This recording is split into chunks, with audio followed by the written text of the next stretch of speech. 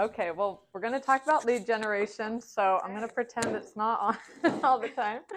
Um, so for anyone new, like I met with someone I'm coaching now, which was exciting this morning, and starting off with how do you start your business? And it really does revolve around lead generation. Without leads, we can't turn anything into production. So we started out talking today as a new agent. Um, how do we break into this world of real estate and make our connections, start making our connections? How do we start building our database, and what does that look like? And so for anyone that might watch this in the future that's new, for me, my advice to her was, a lot of our business is based on people, that we earn their trust and they get to know us and we're relatable and we make that personal connection in some way where they feel like they're going to call me over someone else that's, advertising. And so I told her probably what she should do to start out is to be texting or calling her closest group of friends and family to let them know that she passed her test, that she's now a realtor, and that she would welcome their referrals or family, friends, neighbors who they may know of selling, that, please send your referrals our way. Adding her link to Facebook or Instagram page because she's actually doesn't have one yet. She's making one, so that's going to be new. She's also going to be building her friends on that too. And so, hello, come on in. No, you're fine. So I think that's really important to first make those connections and make people aware that I'm selling real estate now, and they're your biggest cheerleaders to begin with. So who's going to be sending people your way? If I say, oh, my niece is selling real estate now, she's great, blah, blah, blah, very trustworthy person, and pass on the digital business card or the link to the Facebook or whatever. I would start there if you're newer in real estate to begin the lead generation with people close to you. And that's, those people are going to continue your whole career to send people your way. And they're going to celebrate your success as you go. And so that's the fun part. They get to be there from the beginning, help you, build up, and then celebrate with you. The other thing I was saying was posting and your introduction to social media. I'm so-and-so, I'm a realtor. My advice is not to make it, I'm a new realtor. Right. My advice is that I'm a great realtor. I'm a local realtor. I'm your neighbor. I'm your friend. I'm in your community. I'm selling real estate in such and such, right? New to me is like, do they really know the law? Mm-hmm. Do they know what they're doing? And not that they don't like you as a person, but we don't want to raise any question like, oh, maybe this time I'll use so-and-so because they've been doing it 20 years, right? And it reminded me of a story. I worked at a coffee and gift shop downtown growing up. And my favorite story about my boss, like the most amazing business person I've known ever, like hardest worker. She was my mentor from 15 years old on. And she got into selling mochas and espressos because that was a big thing that started up. And she needed to generate more business in her gift shop. So right downtown Main Street, she had this sign made that went outside the door, and the store is called JB's Party and Gift Shop. And she had this sign made that said JB's famous or world famous mocha, come in and try it, right? Well, she had only been making mochas for a week. You know how many people came in for the world famous mocha? Everybody. There were stores down, her competitors sending people down for this famous mocha. And so really it's about how we present ourselves and how we're perceived, right? So you could be this world famous realtor your first week, and you're going to start gaining that trust through perception. So that would be for lead generating. I think ultimately our goal is to be relatable, to be trustworthy, and that we present ourselves very genuinely out there. And that's what people are on social media all day, every day, whether they know it or not. They're picking up their phone 30 times a day to glance. And when they see you pop up over and over, and they see you as you're making dinner for your family, you're at a baseball game, you're selling real estate, it's like, oh my gosh, I was at baseball this weekend too. You're starting to relate and make those connections. They feel like they're your friend. right? Because they are your friend on Facebook. I have people come up to me who I've ended up doing business with, and they say, oh my gosh, you're Tiffany. I feel like I already know you, right? And I don't think I overpost, but what I post is catchy enough to, I get likes on it and it's memorable, something about it. I know I was telling Perla today that, I even pulled my phone up and showed her that the post over and over about, real estate information gets very boring. So it might be great information, but if you're not setting out to look for that information, you're probably going to swipe past it, right? Not so memorable, as if it's your face, because this is our brand, right? This is what people are getting to know. And when they see your face, you want them to think, oh, she's a realtor, and then think all these other great things about you, right? So I showed her very simple but marketing pieces that are posted all the time by realtors. There's 0 likes. I think one of the highest was like 8 likes, right? But then I showed her stuff on my page, and I'm not tooting my own horn, and just for an example that my life is busy. Like I told you, I have a lot going on. The things I posted, 130 likes, right? And not everything, but even now my real estate posts that have some good stuff, like whether it's me in the post with as your brand, right? Or I'm making it more creative than just like a picture of a house or a picture of land. Even those have picked up to 45 likes, right? And it's probably because they're visiting your page more. It's popping up more. So Or it's like you and your son out. Yeah, doing real when estate. He's out, doing real estate. Right. My little guy, like I'll post funny stuff because, well, for one, he's a character, so I'll post stuff that he's doing that's naughty, like spilling my coffee. It's under Matt Tiffany Grijalva. But he'll be asleep in his car seat in the back seat, but we're going to a real estate, whatever, put a sign up, and he's sleeping. So I'll make a funny post like, oh, sleeping on the job, or my little intern, or, More life, life stories. Right. Because 3 things get the most attention on social media. And I'm not an expert. This is my own observation. Kids / babies, cute babies, food, and animals, like dogs, right?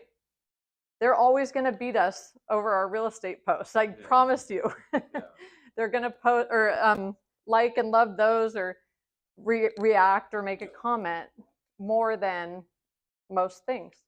We'll get into more direct things about lead generation, but along the lines of social media, myself, the way I choose to present myself or interact on social media is to not engage in political, specific religious, or controversial things. I try to really leave my opinion, and I'm going to share something with you guys that happened yesterday that took all of my self-control not to respond.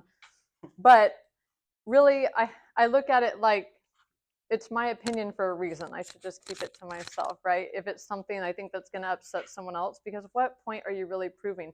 All you've done is, for one, they're not going to think the same way as you at the end of the day. And 2, now they're like, I would never use her as a realtor. You know what I mean? And during these times, I feel like it's harder and harder for people to not respond or react because there's so much going on, so much turmoil in the world. But I've really worked hard not to do that. So yesterday I posted a new listing up in Burson, and I didn't have the price on it, but I do my post, and a few hours later I get a notification, and it was posted. This was on a public site, so it's not a friend of mine, but I did go to school with her years ago, and I don't know if she remembers that, but she responds to the post, and she says, well, anyway, she added a picture of the previous listing prices that were last year with a different agent, and what they purchased the property for in, I think, like 2016, something like that. So they bought it for $380,000. They had listed with another agent last year for 1.5 and dropped it to 1.3. It's 40 acres with a farmhouse and stuff. Nice place, but I would agree that that was probably a little bit much. But they took a break. Their listing was over, and then they contacted me off another listing that I had listed up there. And actually, this one was on Ione Road towards Slough House. Mm. But they had called me about it, and anyway, after going back and forth a few times, she called me and said, I really love how you answered your phone right away and answered my questions, and our listings expired, so we'd really like to list with you. And so this person shows a picture of the 1.5 and how much they had paid for it, and then the 1.3. And I always usually hashtag God, family, business, like it's Keller Williams. And that's what I do believe. I do believe in that order. That's how life goes for us. And she put something like, isn't there something about gluttony and greed and blah, blah, blah on my post, right? With the picture of that, the history. And then wrote, oh, the irony, ha, ha, ha. And I'm like, whoo, Tiffany, like I went straight to my Italian mode. I was like, oh, girl. I wanted to write back like, funny, there's no irony. That was a different agent and my hashtag. Like I wanted to be like sassy, right? Yeah. But that's not who I am. And that was my immediate gut reaction was like, how dare you, right? But I know that I'm a good agent. I know I did my homework on the property. I know that I listed it much, quite a bit lower, as low as I could get them. I talked to an appraiser about, asking questions about value and comparables. And so like, I was like, who am I, right? If I respond to that, I'm at that level.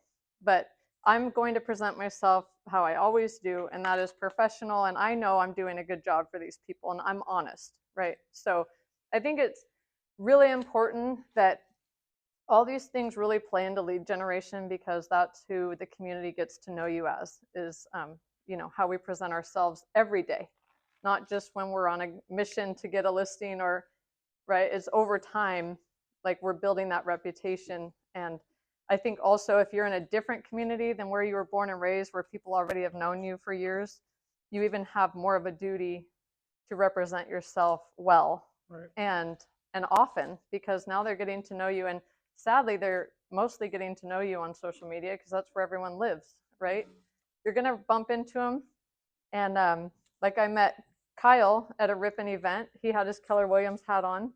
And we met at an event downtown that we were both going to in our community. And that was, we didn't just meet each other, but his hat that said KW Capper got my attention. So, those events and communities are important. And it's funny enough, that exact night, like what you said a couple minutes ago, when we met, I remember thinking, I feel like I already know you because of all of the posts on Ripon Real Estate. Oh, yes. I'm from Escalon. She lives in Ripon, but she drives around with KW on her car, and I see her everywhere. I didn't know her, right? But I feel like I knew her because I saw her face everywhere, and I saw her driving around everywhere. And I followed. And I knew she knew some Janet. Janet. I followed Janet and different people at KW. So I started to get to know the KW family before I actually knew the KW family. I've only been here since, I don't know, January or February. Right. I was with Keller Williams in Folsom. And that's a long story because I'm from the foothills. So I had a mega agent office there. She was my broker in Folsom. And that was my beginning with KW. I love KW. And so as life moved on and I ended up moving to Ripon when I got remarried, and we have these 5 busy kids, I needed to make a change. And I didn't want to leave KW. I just wanted to be closer to home. So they got stuck with me. I just called here and I was like, I want a meeting with the owner, the team leader, whoever will talk to me. And so Kyle was gracious enough to hook me up with all that. And so I have some polo shirts with KW. Yeah. Like, granted, they're not the hottest item that every outfit you want to wear, but I wore it to like the San Joaquin Ag Fest, to the auction. My kids both sell animals there. You know how many people were there from San Joaquin? Yeah. Oh, yeah. A ton. And so I walked around, and actually my own uncle walked up. Oh, honey, you're going to work after this? Like, and his wife slaps him and is like, no, stupid, everyone's here. She's advertising. And he's like, oh, haha, But I walked around all day, KW. Every time I wear something, I'm not kidding. I get a conversation. I just wore this into Save Mart. And someone made a comment like, oh, gosh, that's right. You drive around, your car has it on the back. And, like it all of a sudden, Like they may not have even thought twice when they saw me before, but it totally brought them back to, oh, that's your car, right? Because I'm all over Ripon. I have kids in school, sports, all the things, 4-H. And so, it's not for everyone to have it on your car either. Don't feel like it has to be on your car to get attention. But I've been at softball tournaments where a dad on our team walks up like, Tiffany? And I'm just like, maybe, because I wasn't thinking of my car. And he's like, oh, well, I knew that, that's your car and you belong to that car. And so I figured your name was Tiffany. And he talked to me about 2 different houses, right? His and his dad's. Mm-hmm. And so it's the like things that we forget, we're not thinking about it, but people are noticing. I've had people like this, and probably because of my driving, but they're like this, like taking a picture of my back window, right? And you're kind of like, is my phone gonna ring? Did I cut them off? Or but it's just like, and they probably think I see this lady 5 times a day in Ripon, I'm gonna give her a call, because I'm just front and center with my car. Right. So anyway, and I'll go based off of that. I'll skip some things real quick. Your connections in your community are a huge source for leads. And if you're not having conversations in your daily routine, you're missing out on a ton of business. A few of the places right off the cuff here is church, sporting events, or sports relationships that you build with parents because your kids are always at sports. The gym, at school events, grocery store, coffee shops, the bar. Where do we meet at, Tiffany? Right? At the wine stroll. Community events. Shopping, doing a hobby on social media. My spouse's job. I just sold a $1.4 million house in Tracy for my husband's lieutenant who just retired and moved to Tennessee. I also sold his last house, and I sold him this house. Okay, so 3 sales through a connection of my husband's job. So, like your job, my idea when you said you work at a hospital, like there is no reason why, and unless they don't allow it, but every so many months, if I were you, I would bring in some cute little folders with your face and label on it, and donuts or something in the break room, but like buyer's packets or listing packets or the QR code on the folder where they can scan it with their phone and enter their info in your database. You would be amazed. There's quite a few girls. Oh, I bet. But why are they any better than you? None of them are you. Right. Okay, none of them are as good as you or as trustworthy as you. Because you know what? There's agents in Tracy KW that are very active very generous, very active in bringing things to the PD. Whether it's gift cards or food or treats, whatever, right? But I have a relationship with some of the people, and they're going to call me. And some of them are going to choose to call her because they see her generosity and that she's front and center. And that's why we can all do the same job and all stay busy, right? And like, I always use this, and it's so annoying, I'm sure. But like, I know so many hairdressers, but only one cuts my hair. And it's not because the other ones aren't great, right? But I have a connection, or I've been going to her for years. Or honestly, when I have the A-line cut, I still drive an hour for her because I want her to do what she's always done for me. Like, I've had other people try it. It didn't work. It doesn't mean I didn't like them, right? But she did it a better way. And so that's what you have the opportunity to do this job better or make that connection better with somebody. So don't ever sell yourself short, like saying, well, there's a ton of realtors. Yeah, but are they bringing donuts? Did they bring a buyer's packet that someone could just pick up and take home and read? Probably not, right? Simple, little things, not expensive. I've been hired by people that I thought would have hired someone else before. Oh, yeah. Certainly, right? I think we all... that happens with everyone. One of my biggest clients was, he ended up marrying into a family I've known my whole life, but that still it wasn't a slam dunk, right? Mm-hmm. When I first talked to him, he had been talking to another gentleman in the community that was closely connected with the family. But I was a new agent and I was hungry. And I thought, I'll be damned if he's getting, these deals. And they weren't in like a contract with each other. It was just like hearsay that he had been talking there. So I saw him at a restaurant one day, him and the and his fiance, who I knew very well. And I just put it out there. And I was new in real estate. Like, honestly, I was that new agent that was like, hey, I'm new, let me help you, you know? But I kind of heard what he wanted. And so I asked him if that was true. Are you interested in finding property up here in the foothills? And yeah, it's, you know, I'm looking, and this, like, you know, it would be a cash deal, and this is what I'm looking for. Well, I'm not kidding. Within 6 to 8 months, I'm looking, you know, looking through listings, and boom, here it is. I'm like, that's like really what he told me he wanted. Call him, went and showed it in the snow. It was phenomenal. It was gorgeous. It had a lake. It had, and this was big, like he could afford what he wanted. It was an old Christmas tree farm. The trees had matured. It was like this forest of amazingness. I made a hot chocolate bar on my tailgate of my truck, you know, because it was cold and snowing. Took them up there. We walked around for hours in the snow, not like deep snow, you know, like gorgeous dusting of snow. And he didn't have to trust me. He could afford anybody to sell him property. Like, there was no reason he needed to use me, right?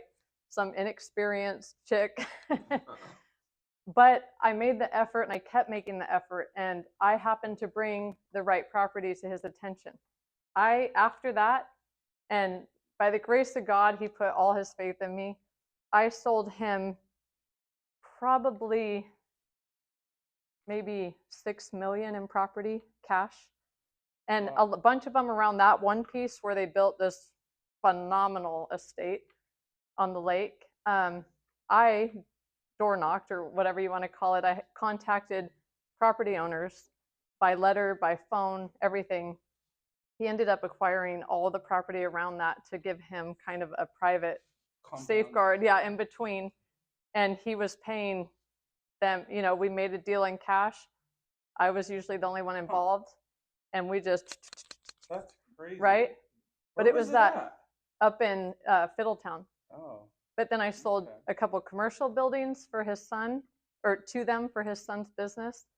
I sold him his son's house, the mother-in-law's house, so not just his property, but, you know, I covered kind of everyone, their daughters, and one of their daughters is now a realtor.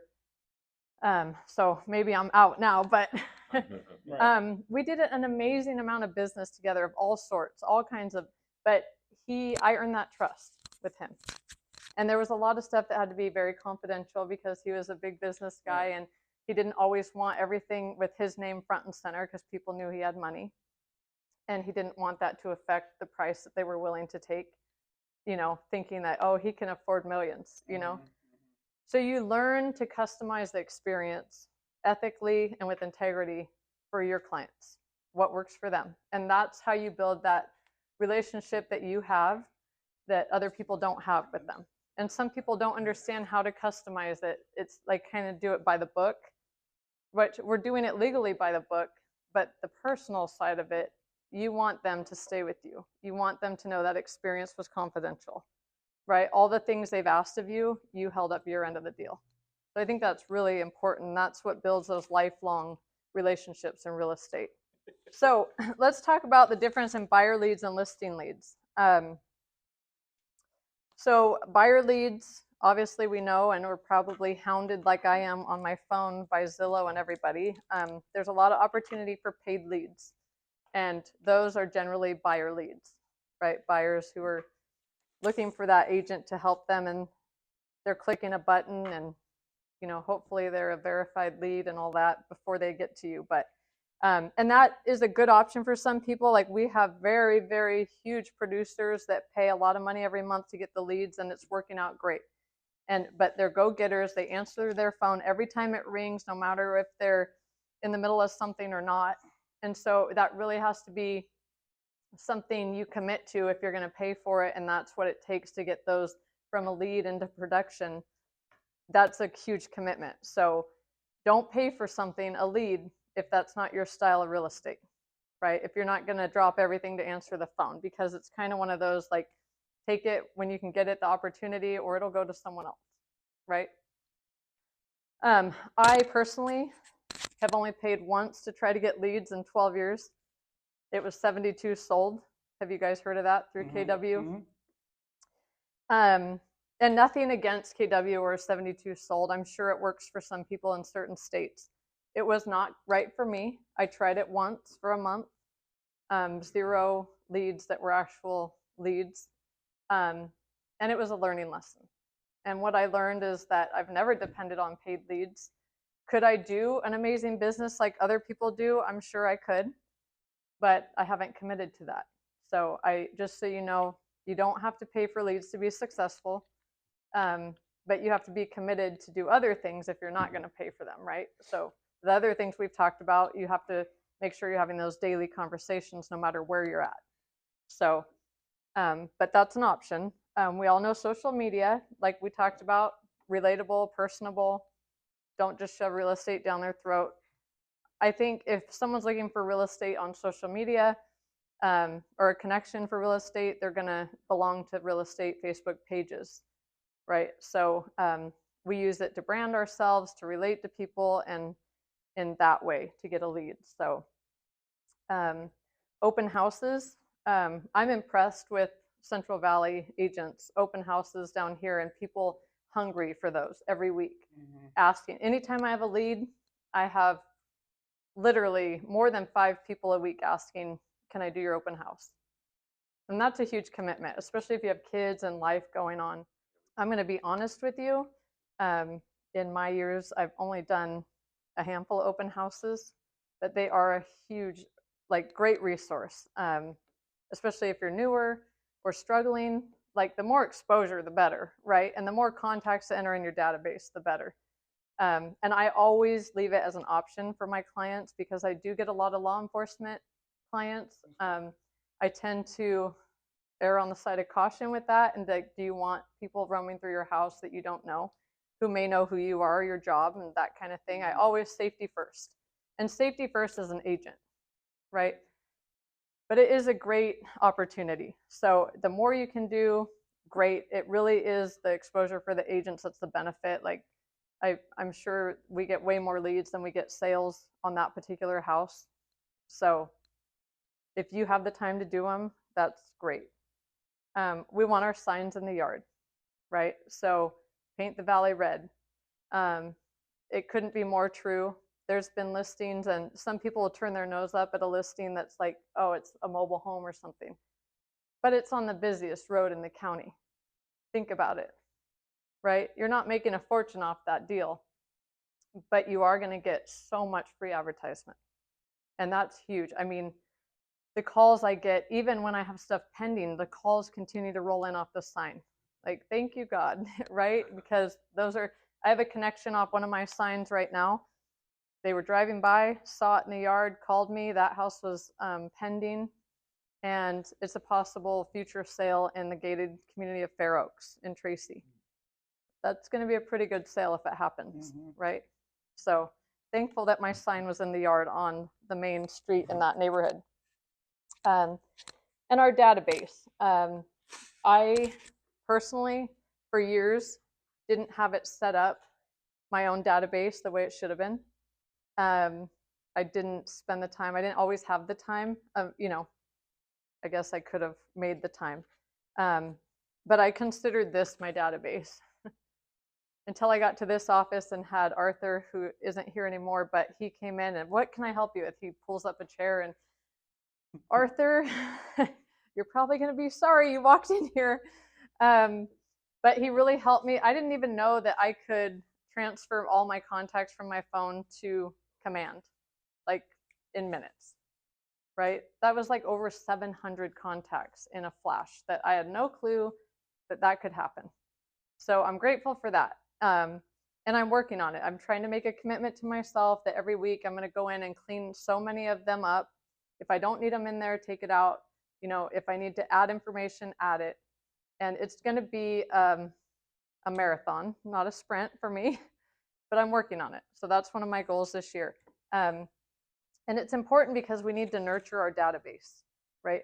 So we need to have those reminders and set up the automatic things that help us do our business. And realize that, and I don't know if this number is still the right number, but like between 5 and 7 years, people move, right? We have life events. We need to upgrade or downsize, or we have kids or divorces or weddings. So it's important that we're in for the long haul and we're keeping those relationships going. And then referrals, of course, are our greatest compliment in real estate. If you have family, friends, or past clients referring people to you, you know you did something right. And those last a lifetime. I've been asked a million times, I swear, in the last year in this crazy market, well, how do you stay busy? Like this is, you know, it's so hard. It is hard. But for 12 years, I've nurtured relationships. And sometimes I'm the first one to tell you. Sometimes I'm like mad at myself, like, oh my gosh, it's been so long since I talked to so-and-so. So how do you break the ice with that, right? There's always a way. Like, oh my gosh, it's been so long since we've talked. I've been thinking about you and your family. You know, how are things going? How's the house? Blah, blah, blah. Social media gives you all the tips you need to have a personal conversation with someone that you haven't talked to in a long time. Because you see, they got a new puppy, they have a new granddaughter, they, you know, it's their birthday. So use that to your advantage. And now listing leads. Again, referrals are huge for that. Then we go into door knocking. That's my goal this year, is to do some door knocking and ripping. Be safe. You should take someone with you, especially depending on what areas you're in. It's good to team up, go door knock. And sometimes it gives people that little bit of confidence they need, because it's intimidating. You're afraid they're going to slam the door in your face or hang up the phone or whatever you're doing. There's a lot of intimidating things about that cold contact, right? But what's the worst they can do is say, I'm not interested, or shut the door. Like, it's not really hurting you at the end of the day. And if they don't answer the door, you have the opportunity to leave a quick handwritten note. I'm sorry I missed you. Here's my information if you're thinking about selling, blah, blah, blah. Quick, handwritten. You could even write them ahead of time, right? And you leave that for them rather than a cold flyer. Cold calling, we talked about that. I give people credit who do that. I really don't know the stats on the return from that. But it's not for everybody, and it's okay to know that. If it's not for you, it's not your, you know, way of doing business, that doesn't feel good, you're not confident about doing it, then it's probably not the right thing to do. But there's a million options you see here for lead generating, so pick something that does work. The main thing, whatever you choose, is that you're committed to it and you do it daily or often, right? It's not really optional. Without leads, we don't have business. So put it in your calendar, make an appointment with yourself, but hold yourself accountable, or get a fellow agent partner involved, and you guys hold each other accountable. And to go along with that, looking for certain information, the title companies have a lot of programs to help you farm. They will send you labels overnight. They will email them to you. They will teach, come do. I actually have some title company folks that want to come to a class to show what is available to agents, what you can look up even yourself, or you can set your own farms and you can pull addresses out. And if you're going to send postcards to, listings or follow up or any of that, a lot of great resources. So there's more information out there, I think, than we can utilize in a lifetime. And the thing with farming, if you're gonna farm, it's a commitment, and it has to be several, contacts or touches. It has to be often, and to really do it justice. And if you're gonna send out postcards, they say you either send them out with, every month or every 3 months, to really finally at the end of who knows how long it would take to get that return on that. Nowadays a lot of people look at junk mail. Yeah. So you really have to see if it's going to pay off for you, or if you could spend your money in a different place. And that's what it comes down to also. Like, I know people who do postcards, like one agent up where I come from, all the time, and she's really busy. And I think more now it's people know who she is and they know what she does. But it is a really consistent thing she does, and I think it does look good, because she is consistent. If you do it once in a while, it's kind of like, it's a big difference. And they look really good. She does a great job designing them, and they're eye-catching and all that. And that goes with door knocking, pop buys. In KW, I'm sure you've heard of pop buys, but it's knocking on past clients' doors and bringing them a little something. Just wanted to check in and say hi, bring you a little something, and see how the house is, and do you have any plans of moving on at some point, or whatever the conversation is. Just fun little things that aren't expensive, like in February, like the conversation hearts, like a little tag with your business card, like just stop by for a quick conversation about real estate or whatever. You can just get as creative as you want, or like I have clients very spread out because I didn't start real estate here. I started in the foothills. So even mailing something, really lightweight, like a pack of flower seeds or something, and, something about my business growing, and get them out in the mail, or a quick card, handwritten card, whatever. But, if you pick an area or a certain amount of clients per month to do that, you just keep that, it's kind of different than what other people are doing. And it's nice. Like, who doesn't like to receive a little surprise in the mail, or, a door knock of familiar face? And, like in the November, December, even October months, like if you're going to listing appointments, maybe you bring a pumpkin pie or something. Like, you get to be creative. You create your business. But you stand out. And sometimes you have like a certain thing, like if it's a candle, you bring all your listing appointments a candle or whatever, make it your thing. And, then even if they did meet with the next, in Ripon on one of my deals, they interviewed 4 agents. And I knew they were interviewing multiple. She wasn't, secretive about it. I said, that's great. You should. But I know I'm confident enough to show up and thinking like, hey, I can hang with 4, right? But in my head, you're always thinking like, oh, great, I wonder what they're going to do, present, right? We're all presenting the same information, but we're all very different. And I got it. She called me a couple days later and said, we've decided to go with you. One, you knew the market, but you sat, I was there quite a while. They were talkers. You took the time to talk with us.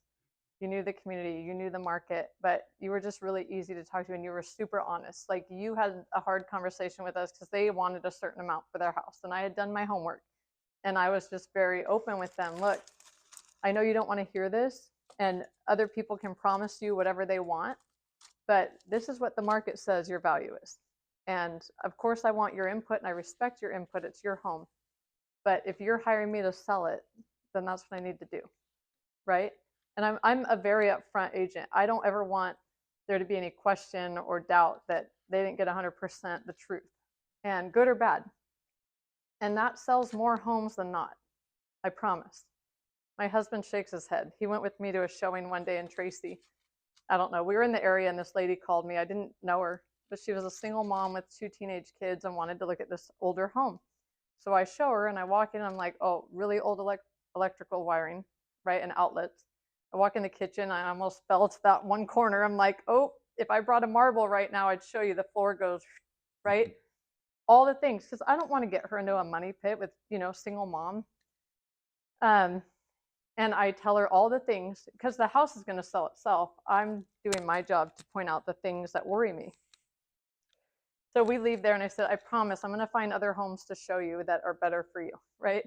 The next day she calls me, she's like, I want to buy this house. I'm like, okay, I'm good with it. But I told you everything. I was completely upfront and honest and told you all the reasons why I would be worried, right? So I could feel good about representing her then, that she wanted to buy it. But I think that is the most important thing we can possibly do. When people see that, they're going to continue to buy houses because they know that you have their back. And that's what people want to know, right? It's a big decision. And so don't always worry about having that hard conversation that other competitive or competing agents don't want to have.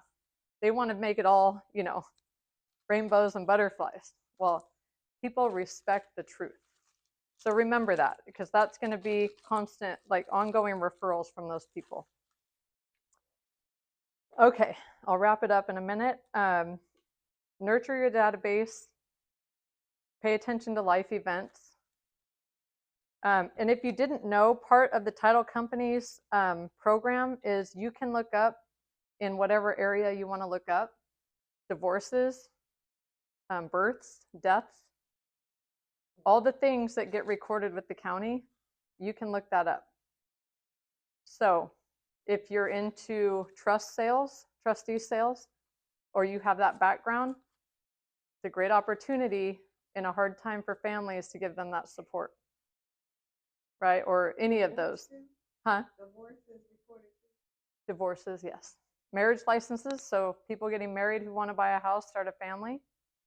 All that information is, now I think I paid like $3 or $7. Like some of the things in their program you pay to get the full information so that you can contact them. But what is $7 when you could make $7 grand, or, it's worth it.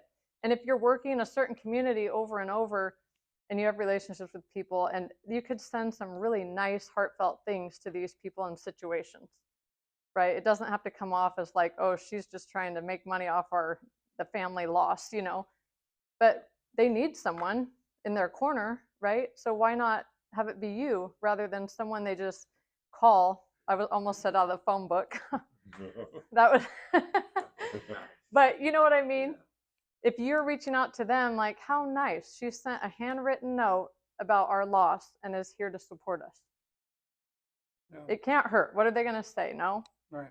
So that's on the KW or In the title companies, Oh, yeah. oh. The title companies program. I know with First American because I took a class from them about their program. And yeah, and she showed me that. It's one of those things, if you don't use it, you kind of lose it and you have to re-navigate through. But they are like, I think any of the title companies, not just First American, but they're amazing. They will be here in a hot second. They'll do a class, they'll do one-on-one. Whatever you need, they will do it. For anything. I mean, even in their program, you can do your own net sheets if you don't know that. Yep. I'm not going to lie. Sometimes I still bug them, like, because to me, I'm like, oh gosh, I want to make sure it's right, Right. But if they're, if I know they're swamped or something, then I'll try to navigate through it, and because it is there for us. And okay, my story about Gene Rivers, really quick, who spoke at a leadership deal. He and his wife, and it's probably not going to be verbatim, but going back to our connections in the community that build our business and how important that is over anything, is he and his wife lived in Florida. They had a real estate office or two then. And one of the big hurricanes came through and wiped out their whole area, like offices, houses. They had, I think, 4 kids at the time, little kids. They were living in a garage, I think, at the time because everything was destroyed. Their signs, their listings, their home, their office, everything. And so they decided, how do we pick up from this and start over, right? Start from ground zero. They ended up moving to a different part of Florida and decided to open an office there. Well, now no one knows them. They don't have these listings that were destroyed anymore. Literally started over. And what he explained to us in the community, how they built up that trust and those relationships, was they'd go to the busiest coffee shop in town and they'd be in line, or the busiest cafe that had the line out the door. And he and his wife would split up in line and they would both have conversations about real estate with everyone they could touch around them, right? They went to the gym, the busiest gym in town, at 5 a.m., not because they wanted to get up early, but who works out at 5 a.m.? The people who go to work. They have the stability to buy real estate. They had conversations with everyone at the gym, and on and on. You see where that's going. They now have, I think, 7 market centers in Florida, right? And when he's talking just through his stories, you can just hear the wealth, like in a humble way. But yeah, they set up their kids with, I want to say that they bought each of their kids a house, but the kids had to manage it and save the money up for college and stuff like that. So they taught it through their family. And I know this is a really short version because he talked for hours that day. But if they can rebuild and build up to 7 offices, they have hundreds of agents. from scratch. Like, we can do a lot for ourselves in our communities, and we're not having to support all these offices. Like, we're building for us. So have the conversations, go to the busy spots. Like, and that's how, in my small town I grew up in, I wouldn't take a shortcut. I would take the way where I could wave at the most people because I'm a nerd like that. And that's why I love living in a small town, because I'm like, oh, there's so-and-so, blah, blah, blah. Right? But when you're a realtor now, that is like, that's part of, you're building your fortune, your empire by doing that. Very simple. Doesn't cost a thing. In real estate, don't drink from a fire hose. No. There is so much information and so many different ways to do our business and do it right, but everyone does it different. Remember that focus on the things that you need in your business. We all have different areas that struggle and different areas that we set our goals and everything. So don't try to do everything at one time, because that's not going to be successful. We don't possibly have enough time and energy to do that. So remember to be intentional about what you're doing for your specific business and your needs.